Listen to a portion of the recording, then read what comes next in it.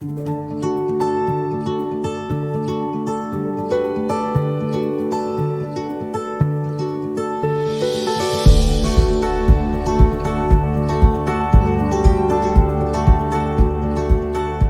To our channel viewers. Last video में मैंने आपको एसिड बेस के बारे में डिस्कस किया था और सॉल्ट्स के बारे में बताया था, सॉल्ट्स का इंट्रोडक्शन दिया था। अब इस वीडियो में मैं आपको इंडिकेटर्स के बारे में बताऊंगा।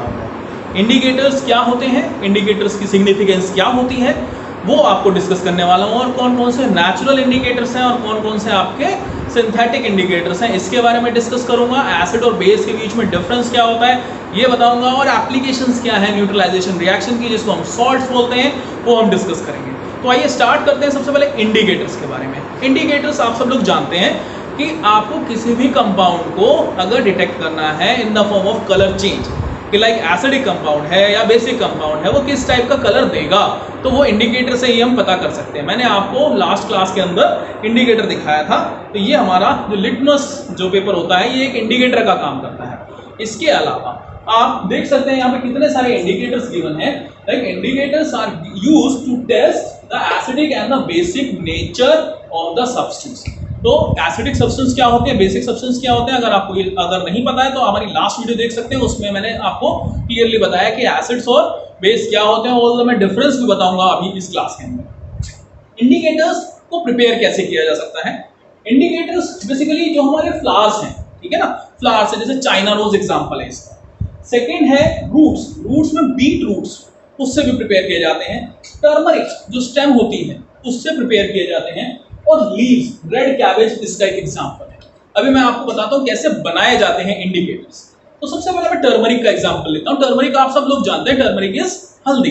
इसका टर्मरिक का पेपर बनाया जाता है। कैसे बनाया जाता है, टर्मरिक को आप क्या कर लीजिए, पाउडर कर लीजिए अच्छे तरीके से, और इसमें थोड़ा सा water मिलाइए।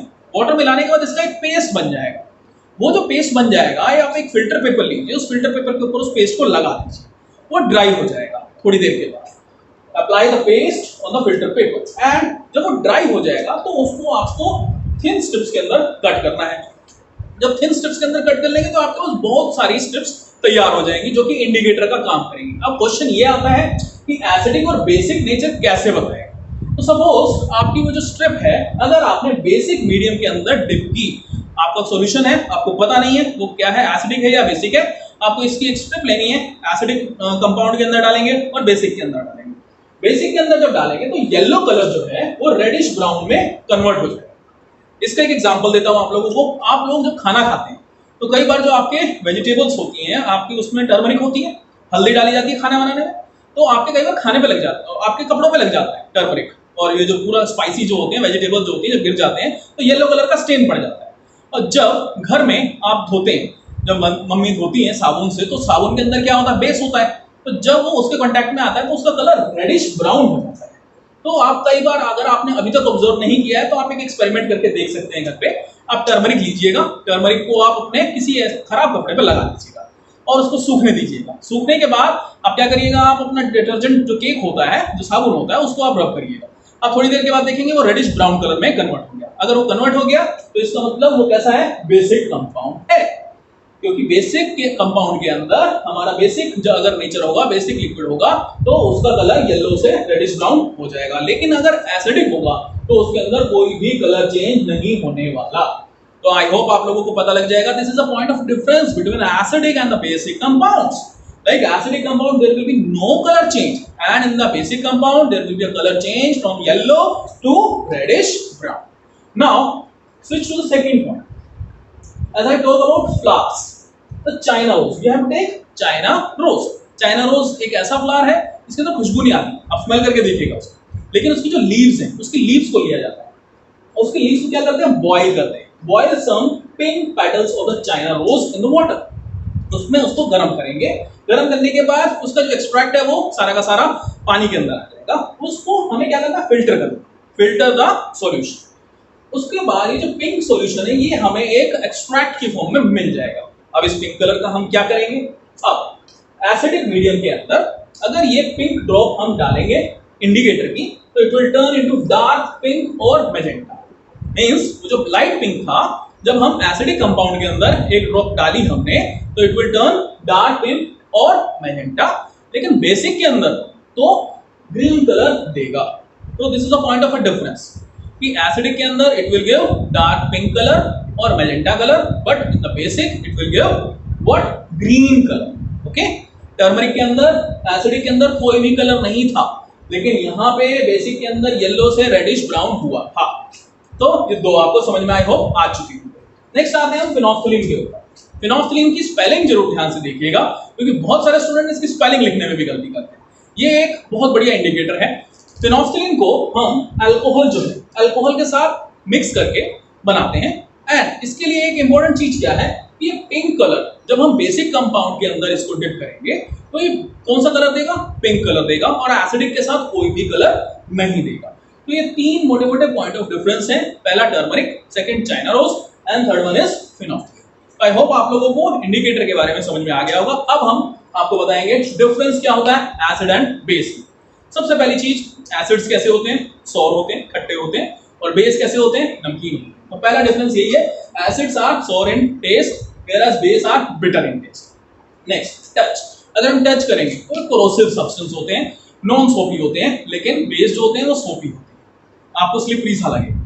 Third is litmus test. मैंने आपको लास्ट क्लास में बताया था कि ब्लू को रेड में कन्वर्ट कर देंगे, और दो बेस के अंदर होगा तो रेड को ब्लू में कन्वर्ट कर देगा। Next is yellow turmeric paper. अभी मैंने आपको बताया था एसिडिक के अंदर कोई भी कलर नहीं आएगा, लेकिन बेस के अंदर कैसा कलर आने वाला है, reddish brown colour. Next is China rose test. Acid के अंदर मैजेंटा और बेस के अंदर green colour. After this phenolphthalein test, acid के अंदर कोई कलर नहीं, लेकिन बेसिक के अंदर कैसा, पिंक कलर आएगा। Next is solubility test.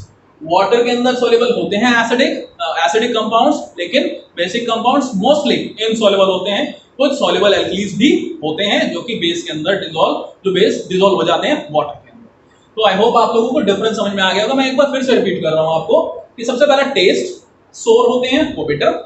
Next is touch, corrosive वो soapy. Third number is litmus test, blue को रेड में कन्वर्ट करते हैं और रेड को ब्लू में कन्वर्ट कर देते हैं। येलो टर्मरिक, यहाँ पे कोई इफेक्ट नहीं होता एसिडिक के अंदर, वहां पे रेडिश ब्राउन कलर आता है। चाइना रोज में यहाँ पे मैजेंटा कलर, उधर ग्रीन कलर।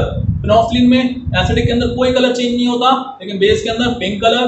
और सॉल्युबिलिटी इन वाटर, सॉल्युबल रहते हैं लेकिन वो सॉल्युबल नहीं रहते।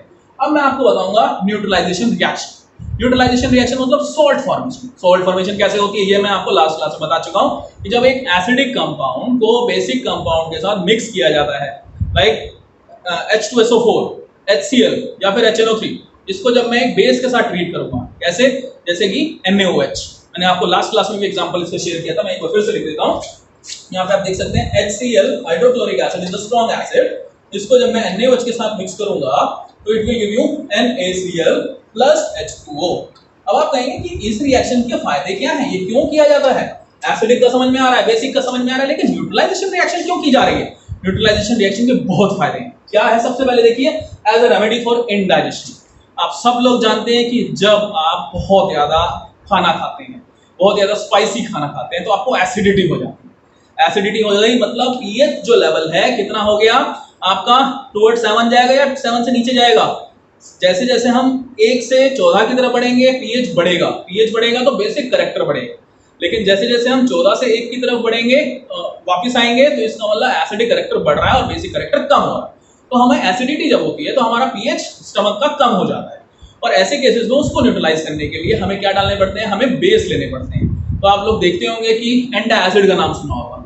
एंटासिड्स क्या होते हैं? डाइजिन आपने सुना होगा, डाइजिन लिया जाता है, वो एंटासिड है। एंटा मतलब एंटी ऑफ एसिड्स को रोकने के लिए एक जो केमिकल यूज किया जाएगा जिसमें एंटा एसिड स्पेशली यूज होते हैं, जेलोसिल एमटीएस उसका एक example. Next to cure ant and bee sting. आपने देखा होगा मधुमक्खी हो या फिर चींटी जब हमें डंक मारती है तो एक केमिकल रिलीज करती है, वो केमिकल जो होता है वो एसिड होता है, उसका नाम क्या होता है? Formic acid. क्या होता है? Formic acid. अब इसको न्यूट्रलाइज करना है ताकि वो सूजन ना हो, स्वेलिंग ना हो, तो अब उसमें बेकिंग सोडा लगा दीजिए। बेकिंग सोडा लगा के रब कर दीजिए अच्छे से, आपको स्वेलिंग नहीं आएगी, रेडनेस नहीं होगी। तो इसका मतलब इसने भी क्या कर दिया? न्यूट्रलाइज कर दिया रिएक्शन। ठीक है। Next is in soil treatment. Basically जब हमारी सॉइल्स होती हैं उनको न्यूट्रल पीएच चाहिए होता है। एसिडिक होता है तो भी प्रॉब्लम रहती है, बेसिक होता है तो भी प्रॉब्लम होती है। तो अगर एसिडिक है तो उसको हम ट्रीट कर सकते हैं क्विक लाइम के साथ या फिर स्लेक लाइम के साथ। क्विक लाइम में जैसे कि कैल्शियम ऑक्साइड और स्लेक लाइम आपका कैल्शियम हाइड्रोक्साइड। उससे क्या होता है, उसका पीएच मेंटेन रहता है। और अगर हमारी सॉइल कैसी है, बेसिक है, तो हम उसे ऑर्गेनिक कंपाउंड जो होते हैं उसके साथ ट्रीट करके उसको न्यूट्रल बना सकते हैं। तो आपको क्या करना है, अल्टीमेटली मैंने आपको सिंपल सी रिएक्शन बताई है, एक एसिड का बेस के साथ मिक्सचर कर रहे हैं और सॉल्ट बन रहा है, जिससे कि हमारा प्रोडक्ट न्यूट्रल बन रहा है, और न्यूट्रल बनेगा तो हमारे प्रोडक्ट में कोई भी खराबी नहीं आने वाली। नेक्स्ट है टू ट्रीट फैक्ट्री वेस्ट। आप लोग देखते हैं फैक्ट्री के अंदर कितनी वेस्ट निकलती है, और ये वेस्ट ऐसे ही फेंक दी जाती है, और ये जब पानी के अंदर वेस्ट जाती है, ये एसिडिक वेस्ट होती है। सबसे पहली चीज एक्वेटिक लाइफ को खराब करेगी, जिससे कि हमारे जीव जंतु जो कि पानी के अंदर बड़े होते हैं वो मर जाएंगे, जैसे कि मछलियां। साथ में हमारा एक मैराइन सोर्स ऑफ ड्रग जो कि हमें पानी से ही मिलता है, तो वो भी नहीं बन पाएगा। तो उसके लिए आप क्या करें, इस वेस्ट को सेपरेट एक टैंक के अंदर इकट्ठा करें और उसको ट्रीटमेंट करें स्लेक लाइम के साथ। स्लेक लाइम मैंने आपको ऊपर बताया कैल्शियम हाइड्रोक्साइड, जो कि एक बेस होता है, एसिडिक इंप्योरिटी है, बेस के साथ मिक्स किया, वहां पे वो कैसी हो गई, न्यूट्रल हो गई, डाल दीजिए, कोई भी प्रॉब्लम नहीं है। तो हमें एप्लीकेशन भी पता होनी चाहिए।